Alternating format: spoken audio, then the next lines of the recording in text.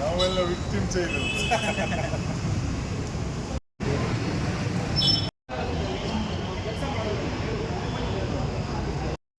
ಬಂಧುಗಳೇ, ಈ ಕಳ್ಳತನ ಮಾಡಿದರೆ ಅದು ಯಾವುದೇ ರೀತಿ ಕಳ್ಳರಾಗಿರಲಿ, ಅವರು ಚಿನ್ನ ಕಳೀಲಿ, ಅಡಿಕೆ ಕಳೀಲಿ, ಅಥವಾ ಯಾವ್ದು ಹಣ ಕಳೀಲಿ, ಏನೇ ಕದ್ರೂ ಕೂಡ ಅವ್ರು ಕಳ್ಳರು.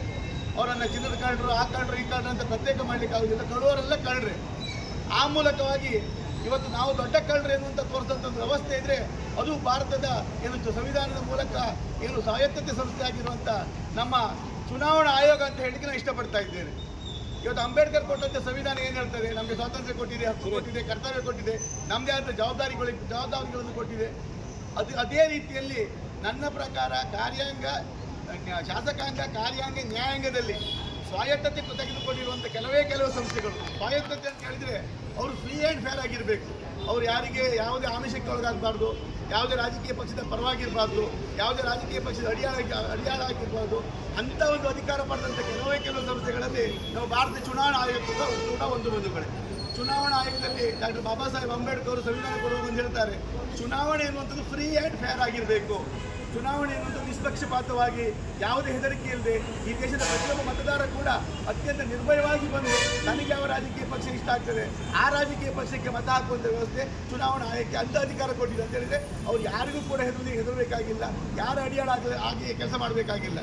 ಆದರೆ ದುರಂತ ಅಂತ ಹೇಳಿದರೆ ಇವತ್ತು ಭಾರತದ ಅಷ್ಟೊಂದು ಸ್ವಾಯತ್ತತೆ ಆಗಿರುವಂಥ, ಅಷ್ಟು ಅಧಿಕಾರ ಹೊಂದಿರುವಂಥ ಒಂದು ಚುನಾವಣಾ ಆಯೋಗ ಎನ್ನುವಂಥದ್ದು ಭಾರತೀಯ ಜನತಾ ಪಕ್ಷದ ಅಡಿಯಾಳಾಗಿ ಇವತ್ತು ಮತವನ್ನು ಕಳ್ಳತನದ ಮೂಲಕ ಭಾರತೀಯ ಜನತಾ ಪಕ್ಷದ ಖಾತೆಗೆ ಸೇರಿಸುವುದರ ಮೂಲಕ ಇವತ್ತು ಈ ದೇಶದ ಪ್ರಜಾಪ್ರಭುತ್ವ ವ್ಯವಸ್ಥೆಯನ್ನು ಕಗ್ಗೊಲೆ ಮಾಡಿದಂಥ ಒಂದು ವ್ಯವಸ್ಥೆ ಇದ್ದರೆ ಅದು ಭಾರತ ಚುನಾವಣಾ ಆಯೋಗ ಅಂತ ಹೇಳಲಿಕ್ಕೆ ಇಷ್ಟಪಡ್ತಾ ಇದ್ದೇನೆ. ಹಾಗೆಯೇ ಅದರ ಜೊತೆಯಲ್ಲಿ ಅದರ ದುರುಪಯೋಗವನ್ನು ಪಡಿಸ್ಕೊಂಡಂಥ ನೈತಿಕತೆ, ಲಜ್ಜೆ, ಮಾನ ಮರ್ಯಾದೆ ಯಾವುದೇ ಇಲ್ಲದಂಥ ಒಂದು ರಾಜಕೀಯ ಪಕ್ಷ ಇದ್ದರೆ ಅದು ಭಾರತೀಯ ಜನತಾ ಪಕ್ಷ ಅಂತ ಹೇಳಲಿಕ್ಕೆ ಇಷ್ಟಪಡ್ತಾ ಇದ್ದೇನೆ. ಅಚ್ಚುಕಟ್ಟಾಗಿ ಚುನಾವಣೆ ಮಾಡಿತ್ತು. ನಮಗೊಂದು ಆಸೆ ಇತ್ತು, ನಾವು ಗೆಲ್ತೇವೆ ಅಂತ ಹೇಳಿ. ಆದರೆ ಚುನಾವಣೆಗೆ ಒಂದು ವಾರ ಇರುವಾಗ ಇದೇ ಬಂಡಕರ್ಸ್ ಕಾಲೇಜಿನಲ್ಲಿ EVM ಮೆಷಿನನ್ನು ಏನು ಸರಿ ಮಾಡುವಂಥ ವ್ಯವಸ್ಥೆ ಬರ್ತದೆ. ಆ EVM ಮೆಷಿನಿಗೆ ದಿನೇಶ್ ಹೆಗಡೆ ಹೆಸರು, ಆ ಬ್ಯಾಲೆಟ್ ಪೇಪರ್ ಬರ್ತದಲ್ಲ, EVM ಮೆಷಿನ್ ಹಾಕುವಂಥ ಬ್ಯಾಲೆಟ್ ಪೇಪರು ದಿನೇಶ್ ಹೆಗಡೆ ಹೆಸರನ್ನು ಸೆಟ್ ಮಾಡಲಿಕ್ಕೆ ಆಗುವುದಿಲ್ಲ. ದಿನೇಶ್ ಬಂದರೆ ಹೆಗಡೆ ಕೂತ್ಕೊಳ್ಳೋದಿಲ್ಲ, ಹೆಗಡೆ ಬಂದರೆ ದಿನೇಶ್ ಕೂತ್ಕೊಳ್ಳೋದಿಲ್ಲ. ನಾವು ಎಷ್ಟೇ ಪ್ರಯತ್ನ ಪಟ್ಟರು ಆಗಲಿಲ್ಲ. ಇಲ್ಲಿನ AC ಪ್ರಯತ್ನ ಪಟ್ಟರು, ಜಿಲ್ಲಾಧಿಕಾರಿಗಳು ಬಂದು ಪ್ರಯತ್ನ ಪಟ್ಟರು, ಯಾರೇ ಪ್ರಯತ್ನ ಪಟ್ಟರು ಆಗಲಿಲ್ಲ. ನಾನು ಕೂಡ ದಿನೇಶನ್ನ ಒಟ್ಟಿಗೆ ಇತ್ತು. ತದನಂತರ ಇಲ್ಲೇ ಕೂತ್ಕೊಂಡು ಹೈದರಾಬಾದಿನ ಸಂಸ್ಥೆ ಮಾತಾಡಿ ಹೈದರಾಬಾದಿನ ಸಂಸ್ಥೆ ಅದನ್ನು ಸರಿ ಮಾಡಿ ಕೊಟ್ಟರು. ನನ್ನ ಪ್ರಶ್ನೆ ಇಷ್ಟೇ, ಹೈದರಾಬಾದ್ನಲ್ಲಿ ಕೂತಂಥ ಸಂಸ್ಥೆಯವರಿಗೆ ಇಲ್ಲಿ ದಿನೇಶ್ ಹೆಗಡೆ ಹೆಸರು ಸರಿ ಮಾಡಲಿಕ್ಕೆ ಆಗ್ತದೆ ಅಂತ ಹೇಳಿದ್ರೆ ಒಂದು 20-30 ಸಾವಿರ ಓಟನ್ನು ಹೇಗೆ ಬೇಕಾದ್ರೆ ಬದಲಾವಣೆ ಮಾಡ್ಬೋದು. ಇದು ಚುನಾವಣೆ ಏನು ಹ್ಯಾಕ್ ಮಾಡ್ತಾರಂತೆಲ್ಲ 100ಕ್ಕೆ 100 ಸತ್ಯ. ಇದು 100ಕ್ಕೆ ಹ್ಯಾಕ್ ಮಾಡ್ತಾರೆ. ಇನ್ನೊಂದು ಉದಾಹರಣೆ ಕೊಡ್ತೇನೆ. ಕಳೆದ ಬಾರಿ ಜಯಪ್ರಕಾಶ್ ಹೆಗಡೆ ಲೋಕಸಭಾ ಚುನಾವಣೆ ಆಗಿದೆ. ಜಯಪ್ರಕಾಶ್ ಹೆಗಡೆ ಲೋಕಸಭಾ ಚುನಾವಣೆಯಲ್ಲಿ ಕಳೆದ ಬಾರಿ ಪಡೆದಂತೆ ಏನು ಹಿಂದಿನ ಬಾರಿ ಪ್ರಮೋದ್ ಮಧ್ವರಾಜರು ಕಾಂಗ್ರೆಸ್ ಮತ್ತು BJP JDS ಅಭ್ಯರ್ಥಿ ಆಗಿರುವಾಗ ಪಡೆದಕ್ಕಿಂತ ಜಯಪ್ರಕಾಶ್ ಹೆಗಡೆ ಅದಕ್ಕಿಂತ ಪಡೆದಕ್ಕಿಂತ ಮತವನ್ನು ಸುಮಾರು 2.5 ಲಕ್ಷ ಮತವನ್ನು ಜಯಪ್ರಕಾಶ್ ಹೆಗಡೆ ಈ ಚುನಾವಣೆ ಹೆಚ್ಚು ಪಡೆದಿದೆ.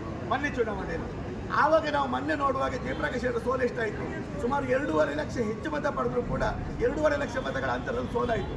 ಆದರೆ ಮೊನ್ನೆ ನಾವು ಜಯಪ್ರಕಾಶ್ ಹೆಗಡೆ ಕೂತು ಮಾತಾಡುವಾಗ ಸುಮಾರು 1.5 ಲಕ್ಷಕ್ಕಿಂತ ಹೆಚ್ಚು ಮತದಾರರಿಗೆ ಸೇರ್ಪಡೆಯಾಗಿದ್ದಾರೆ, ಹೊಸ ಮತದಾರರಿಗೆ ಸೇರ್ಪಡೆಯಾಗಿದ್ದಾರೆ. ನಮಗದ್ರ ಮಾಹಿತಿಯೇ ಇಲ್ಲ. ನಮ್ಮದು ಇರ್ಬೋದು, ಸ್ವಲ್ಪ ನಮ್ಮ ಜವಾಬ್ದಾರಿಗಳು ಕಡಿಮೆ ಆಗಿರ್ಬೋದು. ಆದರೆ ಆ 1.5 ಲಕ್ಷ ಮತದಾರರು ನನ್ನ ಪ್ರಕಾರ ಯಾರಂತ ಹೇಳಿದರೆ ಇವತ್ತು ಏನು ವೋಟ್ ಚೋರಿ ಮಾಡ್ತಾ ಇದ್ದಾರೆ.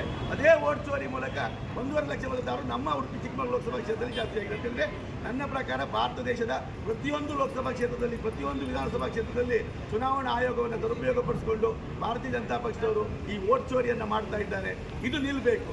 ರಾಹುಲ್ ಗಾಂಧಿ ಅವರು ಗಡಿಬಿಡಿಯಲ್ಲಿ ಅವರು ಹೇಳಿದರು, ನಾನು ಈ ದೇಶಕ್ಕೋಸ್ಕರ ಯಾವತ್ತಾಗಿ ತ್ಯಾಗ ಮಾಡಲಿಕ್ಕೂ ಸಿದ್ಧ ಇದ್ದೇನೆ. ಅಧಿಕಾರದ ಆಸೆ ಏನಿಲ್ಲ, ನನಗೆ ನಾಳೆ ಪ್ರೈಮ್ ಮಿನಿಸ್ಟರ್ ಆಗಬೇಕಂತ ಆಸೆ ಇಲ್ಲ. ಆದರೆ ಈ ದೇಶದಲ್ಲಿ ಎಲ್ಲವೂ ಕೂಡ ಶಾಂತಿಯುತವಾಗಿ ಒಂದು ಸಹಬಾಳ್ವೆಯನ್ನು ನಿರ್ಭೀತವಾಗಿ ಆಗಬೇಕು ರೀತಿಯಲ್ಲಿ ಇವತ್ತು ಹೋರಾಟ ಮಾಡ್ತಾ ಇದ್ದಾರೆ.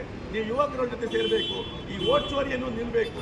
ನಿಮಗೆ ನಿರ್ಭೀತವಾಗಿ, ನಿರ್ಭಯವಾಗಿ ಯಾರಿಗೆ ಇಷ್ಟ ಇದೆ ಆ ಇಷ್ಟದ ನಾಯಕರಿಗೆ, ಆ ಇಷ್ಟದ ಪಕ್ಷಕ್ಕೆ ಮತ ಹಾಕುವಂಥ ವ್ಯವಸ್ಥೆ ಈ ದೇಶದಲ್ಲಿ ಬರಬೇಕು. ಕಾಂಗ್ರೆಸ್ ಯಾವತ್ತೂ ಕೂಡ ಈ ದೇಶದಲ್ಲಿ ಚುನಾವಣಾ ಆಯೋಗ ಇರ್ಬೋದು, ಸಂವಿಧಾನ ಇರ್ಬೋದು, ನ್ಯಾಯಾಂಗ ವ್ಯವಸ್ಥೆ ಇರ್ಬೋದು, ಎಲ್ಲೂ ಯಾವುದೂ ದುರುಪಯೋಗ ಪಡಿಸ್ಕೊಳ್ಳಿಲ್ಲ.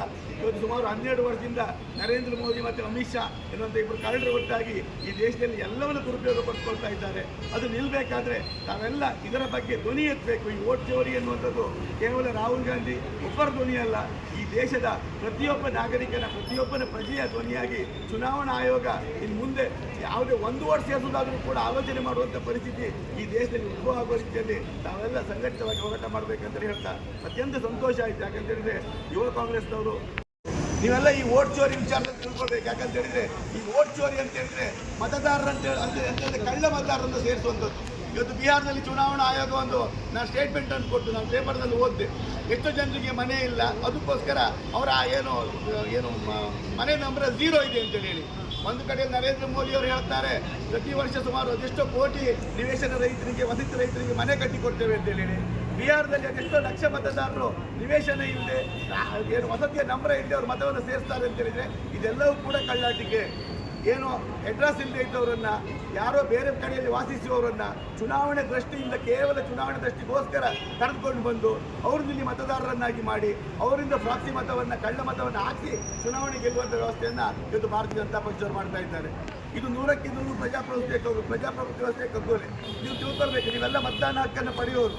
ನಿಮ್ಮ ಮತದಾನ ಹಕ್ಕನ್ನು ಕಸಿದುಕೊಂಡು ಯಾರೋ ಬಂದು ಮತವನ್ನು ಹಾಕಿ ಯಾರ್ದೋ ಮನೆ ಬೆಂಗಳೂರಿನಲ್ಲಿ ನೋಡಿದ್ವಿ, ಯಾವುದೊಂದು ಬಾಡಿಗೆ ಮನೆ ಇರ್ತದೆ, ಒಂದೊಂದು ಬಾಡಿಗೆ ಮನೆಯಲ್ಲಿ 25-30 ಜನರು ಯಾರ್ಯಾರ್ದೋ ಓಟ್ ಇರ್ತದೆ ಅಂತ ಹೇಳಿ ಅವ್ರಿಗೆ ಅಡ್ರೆಸ್ ಇಲ್ಲ, ಏನಿಲ್ಲ, ಚುನಾವಣೆಯಲ್ಲಿ ಬಂದು ಮತ ಹಾಕ್ತಾರೆ, ನಂತರ ಎಲ್ಲಿ ಹೋಗ್ತಾರೆ ಅಂತ ಗೊತ್ತಿಲ್ಲ.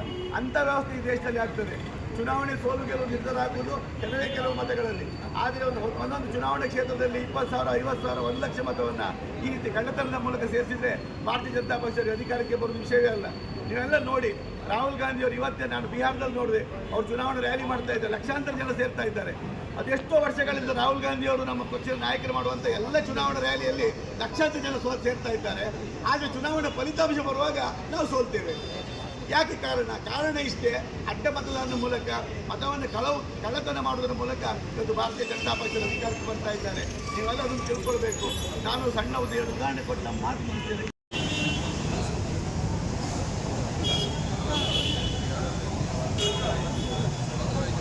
ಒಂದು ದೇಶದಲ್ಲಿ ಒಂದು ವಿದ್ಯಮಾನ ನಡಿಬಾರದು ಅನ್ನಂಥ ವಿದ್ಯಮಾನ ಇಲ್ಲಿ ನಡೆದಿದೆ. ಏನಂತ ಹೇಳಿದರೆ ಎಲ್ಲದೂ ಕಳ್ಳತನ ಆಗ್ತದೆ, ಆದರೆ ಓಟ್ ಕಳ್ಳತನ ಆಗುವಂಥದ್ದು ಭಾಳ ಪ್ರಥಮ ಅಂತ ಹೇಳ್ಬೋದು. ಯಾಕಂದರೆ ಅದು ಡೌಟ್ ಬರಲಿಕ್ಕೂ ಇದು ಪ್ರಥಮ ಅಂತೇಳಿ ಹೇಳ್ಬೋದು. ಇಲ್ಲಿವರೆಗೂ ಹೌದು, ಇಲ್ಲಿವರೆಗೂ ನಾವು ಯಾವುದರಲ್ಲಿ ನಂಬಿಕೆ ಇಟ್ಕೊಂಡು ಯಾವ ಒಂದು ವ್ಯವಸ್ಥೆಯಲ್ಲಿ ತುಂಬ ಶ್ರದ್ಧೆಯಿಂದ ನಾವು ಅದೇನು ಶಿಸ್ತುಬದ್ಧವಾಗಿ ಮಾಡ್ತಿದ್ವಿ ಅದಂತ ಹೇಳಿದರೆ ಓಟ್ ತುಂಬ ಒಂದು ಶ್ರದ್ಧೆ ಇದೆ. ಯಾಕಂತ ಹೇಳಿದರೆ ಓಟಲ್ಲಿ ವಿನ್ ಆದ ಮೇಲೆ ಹಾಗೆ ಸೋತ ಮೇಲೆ ಅದು ನಾವು ಓಟಲ್ಲಿ ಕಳ್ಳತನಾಗಿ ಸೋತಿದ್ದೇವೆ ಅಂತೇಳಿ ಎಲ್ಲೂ ಕೂಡ ನಾವು ಹೇಳ್ತಿರಲಿಲ್ಲ ಇಲ್ಲಿವರೆಗೂ. ನನಗೆ ಗೊತ್ತಿದ್ದ ಹಾಗೆ ಇಲ್ಲಿವರೆಗೂ ಕೂಡ ನಾವು ಅದ್ರ ಬಗ್ಗೆ ಪ್ರಸ್ತಾವನೆಯನ್ನು ಮಾಡೇ ಇಲ್ಲ. ಆದರೆ ಇತ್ತೀಚಿನ ದಿನಗಳಲ್ಲಿ ಅಧಿಕಾರದಾಯಿ ಶಾಹಿಗಳಿಂದ ಒಂದು ಓಟನ್ನೇ ಕದ್ದು ವ್ಯವಸ್ಥೆಯನ್ನೇ ಒಂದು ಮುಷ್ಟಿಗೆ ತೆಗೆದುಕೊಳ್ಳುವಂಥ ಒಂದು ಕೆಲಸ ಆಗ್ತಿದೆ. ಇದು ಏನಂತ ಹೇಳಿದ್ರೆ ಅಂಬೇಡ್ಕರ್ ಅವರು ಬರೆದಿರ್ತಕ್ಕಂಥ ಒಂದು ಸಂವಿಧಾನಕ್ಕಾಗಿ ಇಡೀ ಪ್ರಜಾಪ್ರಭುತ್ವ ಇದು ಒಂದು ದೊಡ್ಡ ಮಾರಕ. ಯಾಕಂದರೆ ಇಂಥದ್ದು ಆಗಬಾರ್ದಿತ್ತು, ಅದೀಗ ಆಗೋಗಿದೆ. ಅದು ಕೂಡ ನಮ್ಮ ರಾಹುಲ್ ಗಾಂಧಿ ಅವರು ದೇಶದ ಮೂಲೆಯಿಂದ ಒಂದು ಮೂಲೆಗೆ ಪಾದಯಾತ್ರೆ ಮಾಡುವುದರ ಮೂಲಕ ಒಂದು ಸಮರ್ಥ ವಿರೋಧ ಪಕ್ಷದ ಒಬ್ಬ ನಾಯಕರಾದ ಮೇಲೆ ಇದೆಲ್ಲದನ್ನು ಡೇಟಾದಿಂದ ಹಿಡಿದು ಪ್ರತಿಯೊಂದನ್ನು ಕೂಲಂಕುಷವಾಗಿ ಎಷ್ಟು ಓಟು ಏನಾಗಿದೆ ಅಂತ ಮೊನ್ನೆ ಪ್ರೆಸ್ ಮೀಟಲ್ಲಿ ಎಲ್ಲದನ್ನು ತುಂಬ ಸ್ವಾರಸ್ಯಕರವಾಗಿ ಅದನ್ನು ವಿತರಿಸಿದ್ರು. ಹಾಗಾಗಿ ಇಂಥ ಒಂದು ಓಟ್ ಚೋರಿ ಮಾಡುವಂಥ ಒಂದು ಅಭಿಯಾನವನ್ನು ಜನಗಳಿಗೆ ಮೂಲೆಗಳಿಗೆ ಪ್ರಜಾಪ್ರಭುತ್ವದಲ್ಲಿ ಪ್ರತಿಯೊಬ್ಬ ಮನುಷ್ಯನಿಗೆ ಇದರ ಏನು ಮೂಲ ಇದರದ್ದು ಏನಿದೆ, ಹೇಗೆ ಆಗ್ತಿದೆ ಅನ್ನುವಂಥದ್ದನ್ನು ನಾವು ಜಾಗೃತಿಗೊಳಿಸಬೇಕು ಅನ್ನೋ ಉದ್ದೇಶಕ್ಕೆ ನಮ್ಮ ರಾಷ್ಟ್ರೀಯ ಯುವ ಕಾಂಗ್ರೆಸ್ನ ಅಧ್ಯಕ್ಷರಾದಂಥ ಮಾನು ಚಿಬ್ಬ ಅವರು ನಮಗೆ ಯುವ ಕಾಂಗ್ರೆಸ್ಗೆ ಕರೆಯನ್ನು ಕೊಟ್ಟಿದ್ದಾರೆ. ಆ ಕರೆ